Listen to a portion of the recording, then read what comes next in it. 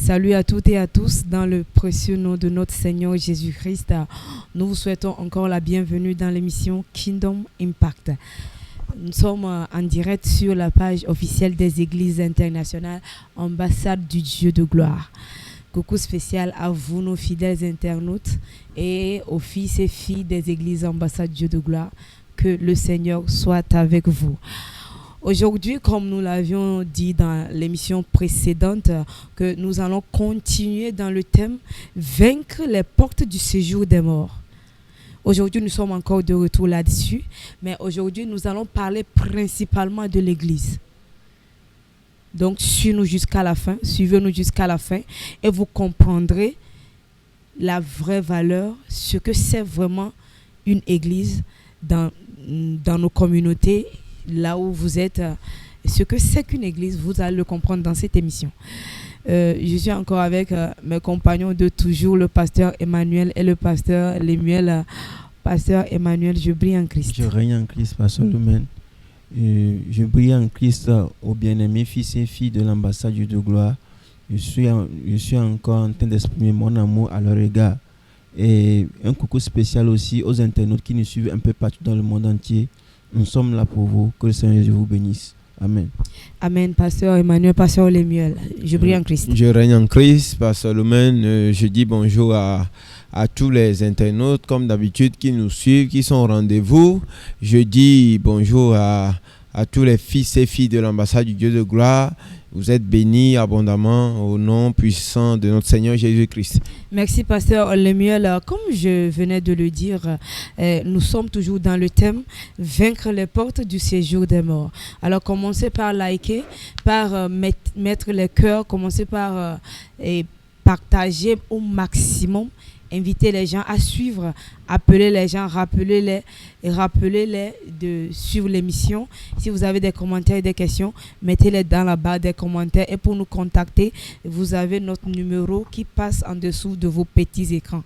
Que le Seigneur vous bénisse. Vaincre les portes du séjour des morts. La fois passée, nous avons eu à parler de ça et nous avons touché du doigt l'église. Aujourd'hui, nous sommes là spécialement pour vous parler de l'église.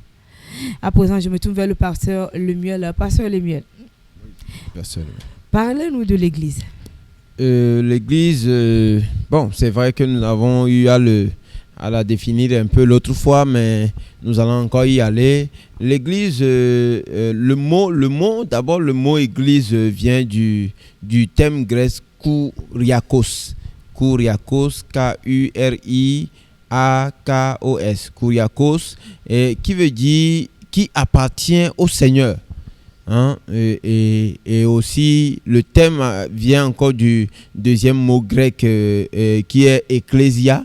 Ecclésia qui signifie tout simplement l'assemblée. Une assemblée des appelés du Seigneur. Voilà l'origine grecque du thème église même. Et comme nous l'avons déjà dit, nous revenons là-dessus. L'église, c'est une institution. Et une institution, c'est quoi? C'est une structure sociale dotée d'une certaine stabilité dans le temps et dans l'espace. Une structure sociale dotée d'une certaine stabilité. Ça, c'est une institution. Et l'église, c'est une institution. Et en deuxième lieu, ce que nous pouvons dire, c'est que à part l'église comme institution, nous avons d'abord l'église en tant qu'institution. Apocalypse 1 en a parlé, où le Seigneur Jésus-Christ a demandé qu'on porte une certaine commission aux 7 églises. Et là, nous voyons que c'est une assemblée des gens qui ont reçu, qui ont le salut, qui ont Christ comme Seigneur et Sauveur. Ça, c'est une assemblée, une église institution. Maintenant, nous avons aussi l'église en tant qu'homme qui est sauvé, en tant qu'homme qui a le salut, en tant qu'homme qui a cru au Seigneur Jésus et qui a reçu le Saint-Esprit, qui est là. 1 Corinthiens 3, le verset 16 nous dit: ne savez-vous pas que vous êtes le temple du Saint-Esprit et que l'Esprit de Dieu habite en vous. Et là, nous voyons l'église homme. Et donc, nous avons ces deux aspects de l'église. L'église homme, l'église du Christ. Il y a l'église homme et l'église institution. Voilà. Merci, pasteur Lemuel. Il y a l'église homme et l'église institution. Je tiens à rappeler à tous ceux qui nous suivent que nous sommes toujours dans Matthieu 16, le verset 18. Matthieu chapitre 16, le verset 18, que je cite. C'est notre Seigneur Jésus-Christ qui parle ici. Il dit: et moi, je te dis que tu es Pierre, et que sur cette pierre je bâtirai mon église, et que les portes du séjour des morts ne prévaudront point contre elle. J'aimerais demander au pasteur Emmanuel qui est avec moi ici, qu'est-ce que le Seigneur voulait dire par là? Merci, par ce verset, merci. qu'est-ce que le Seigneur voulait nous dire? Merci, pasteur Lumen. Je crois que ce que mon Seigneur Jésus-Christ veut souligner là, c'est ceci. D'abord, la mission ou bien le but premier des portes des séjours des morts, c'est de prédominer l'Église. C'est de la détruire.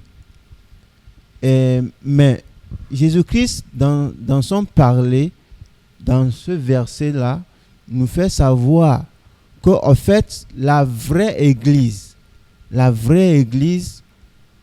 dont nous parlons, nous devons noter que les portes des séjours des morts ne peuvent pas la dominer. Elles ne peuvent en aucun cas la prédominer, parce que elle appartient à Christ, comme le bien-aimé pasteur Lémi vient de le dire. C'est Jésus-Christ qui l'a instauré. Alors, ces portes-là ne peuvent pas dominer la vraie Église que Jésus-Christ a instaurée. Donc, les portes du séjour des morts ne peuvent pas prédominer sur les vraies églises du Christ. Non, elles ne peuvent pas, en aucun cas. Ok, à présent, pasteur, dites-nous, aujourd'hui, qu'est-ce qui caractérise les vraies églises du Christ? Les caractéristiques des vraies églises du Christ, parce qu'aujourd'hui, nous voyons des églises un peu partout. Merci. Il y a plusieurs caractéristiques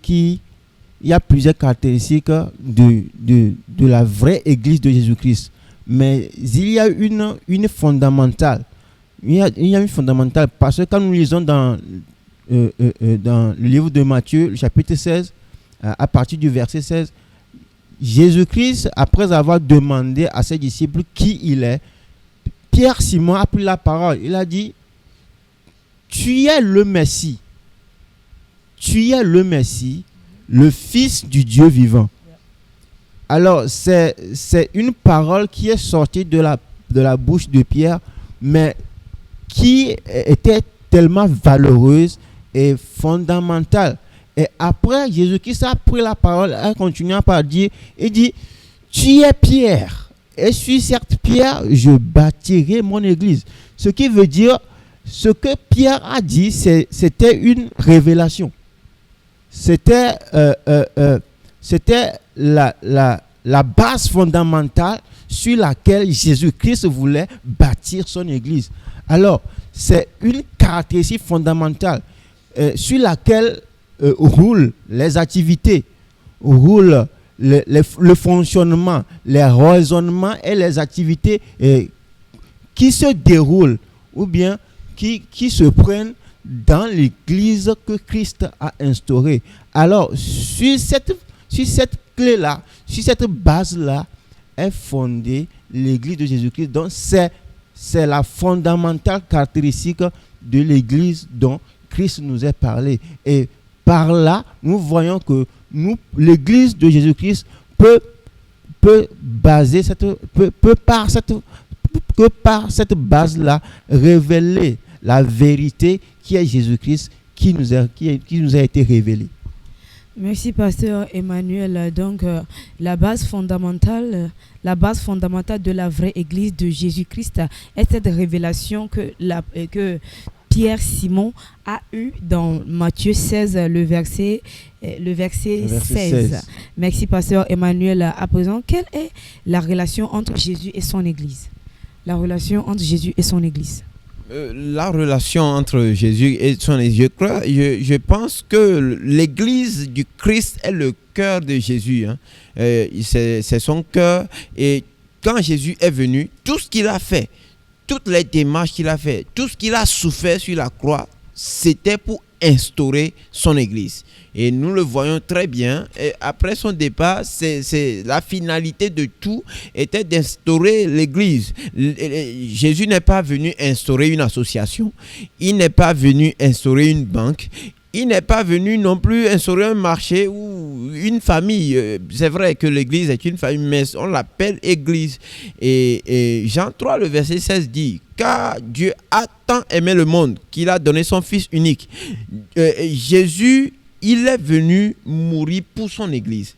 Dieu, lui, il aime le monde.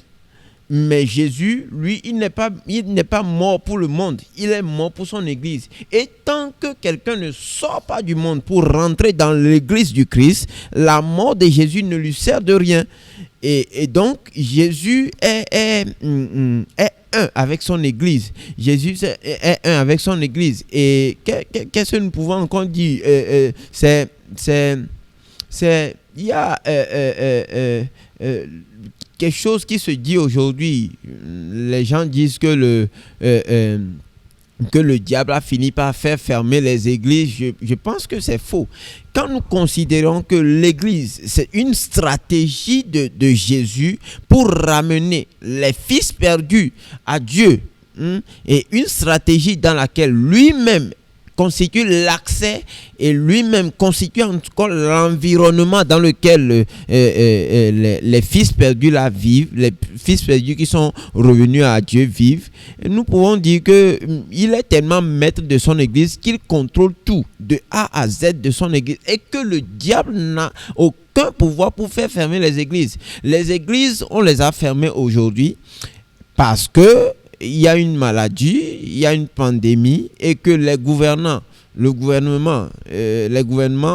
ont jugé bon, puisque les églises rassemblent beaucoup de monde, de fermer les églises pour que la maladie ne se propage pas. Et nous passons par ce canal pour remercier notre gouvernement qui depuis le début de cette pandémie a fait ce qu'il peut, tout ce qui est dans son pouvoir pour limiter les risques de cette maladie. Et donc la relation, et pour conclure, la relation entre Jésus et son Église, c'est une relation de père et de fils, c'est une relation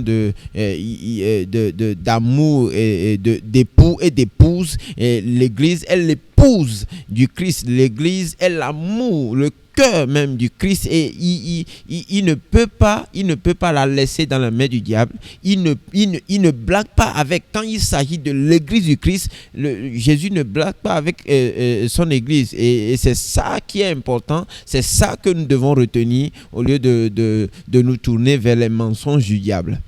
Merci, pasteur Lemuel. Nous sommes toujours dans Kingdom Impact avec le thème Vaincre les portes du séjour des morts, et spécialement aujourd'hui nous parlons de l'église, la vraie église du Christ. À présent, vu tout ce que le pasteur Lemuel vient de nous dire, pasteur Emmanuel, quel est le rôle de l'église, nous voulons savoir le rôle de l'église. Merci. Bon, d'abord, Jésus-Christ, comme le bien-aimé pasteur Lemuel l'a dit, il est mort, il s'est sacrifié pour son église. Et l'église dont nous parlons, c'est une stratégie qu'il a utilisée afin de créer son église. Et cette stratégie-là nous amène les âmes du monde vers son église, ou bien dans son église. Et cette église-là a de grands rôles qu'il joue dans la vie, ou bien dans la vie des âmes que Christ même a regroupé pour le royaume des cieux, bien sûr. Bon, nous pouvons voir que le monde forme, le monde donne des informations, le monde donne des éducations. Mais il y a quelque chose que l'Église donne aux âmes. Il y a quelque chose que l'Église donne aux chrétiens que le monde ne peut pas nous donner, que le monde ne peut pas nous enseigner. l'Église de Christ nous enseigne la vie du royaume des cieux que Christ a apporté. Ça ne s'arrête pas là. L'Église nous éduque. L'Église nous éduque sur ce que c'est que le Saint-Esprit. Le Saint-Esprit n'est pas enseigné à l'école.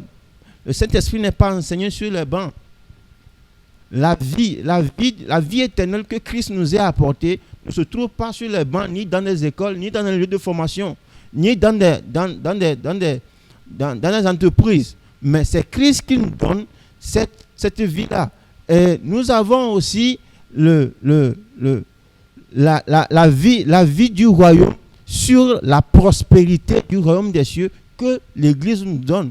Nous avons aussi la vie de la gloire de Dieu que l'Église nous forme, à laquelle l'Église nous forme afin d'être des disciples, et puis un peu plus choisis pour le royaume là que Christ nous a promis, donc que nous vivons d'ailleurs déjà ici et que nous vivons aussi dans les cieux. C'est le pourquoi.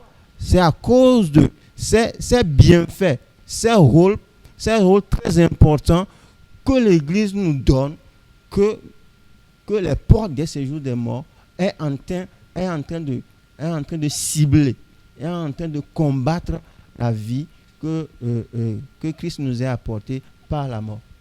Merci, pasteur Emmanuel. C'est à cause de ces choses fondamentales que l'Église nous donne, ces rôles que joue l'Église dans la vie des hommes, que les portes des séjours des morts se dressent activement contre l'Église. Merci, pasteur Emmanuel. À présent, quel est le devoir de l'Église? Quel est le devoir de l'Église? Bon, je crois que le devoir, c'est tout clair par rapport à ce que mon frère, le pasteur Emmanuel, vient de citer comme rôle. L'Église, s'il a un rôle de changer les destins, s'il a un rôle d'éduquer, s'il a un rôle d'informer, je pense que en même temps, il a pour devoir de protéger ces âmes-là qu'il éduque, ces âmes-là dont il a le rôle de protéger le destin, de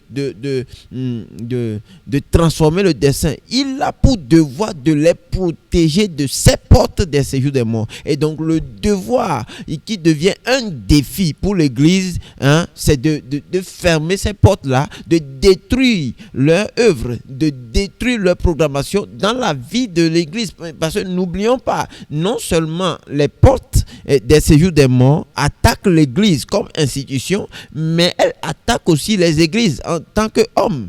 Et elles attaquent les pasteurs, elles attaquent les brebis, et par tous les moyens, ces portes-là. Donc l'Église, en tant que l'Église doit vraiment, en tant qu'institution aussi, et en tant qu'homme, tout ce que, si nous connaissons ces choses dans la parole, nous avons le devoir impératif de protéger les âmes, de protéger les bébés. Surtout nous, qui sommes appelés de Dieu, les pasteurs, ont ce devoir-là de protéger. Et pour protéger les brebis, pour protéger les âmes, il faut fermer ces portes. Il faut déprogrammer, il faut brûler leur agenda, tout ce qu'ils programment contre les gens, contre la vie, contre l'éveil, contre l'adoration du Christ. Donc le devoir de l'Église est de fermer les portes du séjour des morts. Oui. Merci, pasteur Lemiel. Aujourd'hui, il y a des choses que nous entendons par-ci par-là, conformément à la situation présente du monde. Est-ce que nous sommes vraiment à la fin du monde? Parce que beaucoup de gens le disent. Est-ce que nous sommes vraiment à la fin du monde? Même les hommes de Dieu le disent. Est-ce que nous sommes vraiment à la fin du monde? La fin du monde... Bon, non, je ne pense pas. Je ne pense pas parce que la Bible ou bien les Écritures ou bien quand mon champion, mon roi, mon Seigneur, mon Sauveur Jésus parle, je pense que nous les chrétiens, nous qui sommes ses disciples, nous ne devons pas prendre certaines de ces paroles et laisser d'autres. Matthieu 24, verset 6, l'a bien dit clairement. Il dit, vous entendez des bruits de guerre, vous entendez la famine, vous entendez ceci et cela. Mais il a précisé que ce ne sera pas encore la fin. Matthieu 24, verset 6. Il dit, ce ne sera pas encore la fin. Ce sera juste des signes annonciateurs. Et donc, aujourd'hui, on ne peut pas dire qu'on est déjà à cause c'est vrai, nous voyons les signes, mais on ne peut pas dire nous sommes déjà à la fin. Et maintenant, moi, je pense que Jésus est en train d'utiliser toute cette situation pour faire quelque chose. Jésus est en train d'utiliser. Et quand on parle de péché des hommes, la Bible dit dans Jean 16, le verset 8 à 9, il dit, quand il sera venu, là c'était Jésus qui parlait du Saint-Esprit, quand il sera venu, il convaincra le monde par rapport au péché, par rapport à la justice et par rapport au jugement. Au péché, parce qu'ils n'ont pas cru en moi. Ils n'ont pas cru en qui? En Jésus-Christ. Et donc, le péché, le vrai péché qui surpasse tout aujourd'hui, c'est que le monde refuse de recevoir Jésus. Et c'est ça le péché. Maintenant, les autres qu'on fait, nos péchés que nous faisons en tant qu'humains, ce n'est pas encore ça le problème. Mais c'est le fait qu'on refuse ce Jésus-là que Dieu a envoyé. Et en ce faisant, en fait, on rejette l'autorité de Dieu. Et donc, nous sommes aujourd'hui en train de vouloir dominer. Et c'est ce que nous faisons. Nous avons dominé, nous dominons les choses. Et nous voulons, par le mensonge du diable, essayer d'outrepasser l'autorité de Dieu. Nous dominons le monde, mais nous laissons Dieu de côté et nous voulons dominer sans l'Esprit de Dieu. Et c'est ça même le péché que l'homme est en train de commettre aujourd'hui. Et donc, c'est ça qu'il faut corriger. Maintenant, le Seigneur Jésus, lui, il utilise cette situation, ce qui se passe là, je pense, pour laver un peu son église, parce que l'habit blanc de l'église est acheté aujourd'hui. Quand nous voyons dans Apocalypse 3, l'église de Sardis, et Jésus a fait des reproches à cette église-là, qu'il faut qu'il se redresse, que cette église elle doit se redresser, et elle passe pour vivante, mais en fait elle est morte. Et tout ce que Jésus dit là, quand on fait la transposition, on voit que l'église aujourd'hui, c'est carrément l'image de cette église de Sardis, où nous voyons beaucoup d'églises, mais beaucoup d'entre elles sont mortes par les œuvres qui se font, par les enseignements. Et donc Jésus veut laver son église. Jésus veut tamiser son église. Et donc après ce confinement-là, ou bien dans ce confinement-là, les églises qui vont fermer, c'est les églises qui sont bâties de mains d'hommes. Les églises qui sont bâties sur la sorcellerie. Et imaginez un pasteur qui a bâti une église pour lui-même, pour se faire de l'argent. Ces églises-là, en ce moment où il n'y a pas culte, où le pasteur roule sur juste l'argent de l'église, et ces églises vont fermer. Et après ce confinement, ce sont ces églises-là qui vont fermer. Les églises qui ne sont pas de Christ, les églises bâties sur la sorcellerie, les églises bâties sur l'escroquerie, les églises, et ça, c'est une façon à Jésus, c'est une façon au Christ de laver l'habit blanc qui est tacheté, qui est sale de son église, afin de préparer l'église à la rencontre du Seigneur, afin de préparer l'église à sa rencontre quand il va venir. Mais ce n'est pas encore le temps, le temps de la fin. Et les églises qui vont subir, je ne pense pas que ce soit les églises de Christ qui vont subir tout ceci. Merci, pasteur. Voilà, je crois que ce que le bien-aimé pasteur Lemuel dit, c'est pertinent, parce que en ce moment, si les chrétiens penseront que là, leur sauveur Jésus-Christ est en train de venir, mais c'est faux. C'est le moment où le chrétien doit savoir que Jésus-Christ, son Seigneur, est en train de réaménager. Il réaménage, c'est-à-dire celui-là qui n'est pas sur sa révélation, celui-là qui n'a pas sa mentalité renouvelée sur Jésus-Christ, certainement n'est pas sur la voie de Jésus-Christ, et Jésus-Christ doit le classer. Alors Jésus-Christ est en ce moment en train de réaménager son église. Il faudrait que les pasteurs le cherchent. Il faudrait que les églises, les âmes, les fidèles savent que Jésus-Christ est en train de réaménager l'église, et personne n'a le pouvoir sur l'Église à part notre Seigneur Jésus-Christ. Personne n'a le pouvoir sur l'Église à part notre Seigneur Jésus-Christ. Et Jésus-Christ est en train de raménager son Église. Je crois que quelqu'un vient de comprendre exactement ce qu'est l'Église. Et l'Ecclésia, et le Kuriakos, et la relation qui est entre le Seigneur Jésus-Christ et son Église. L'amour que Christ a pour son Église, le rôle de l'Église. Le rôle de l'Église, les devoirs de l'Église. Je crois que quelqu'un vient de comprendre exactement ces choses-là.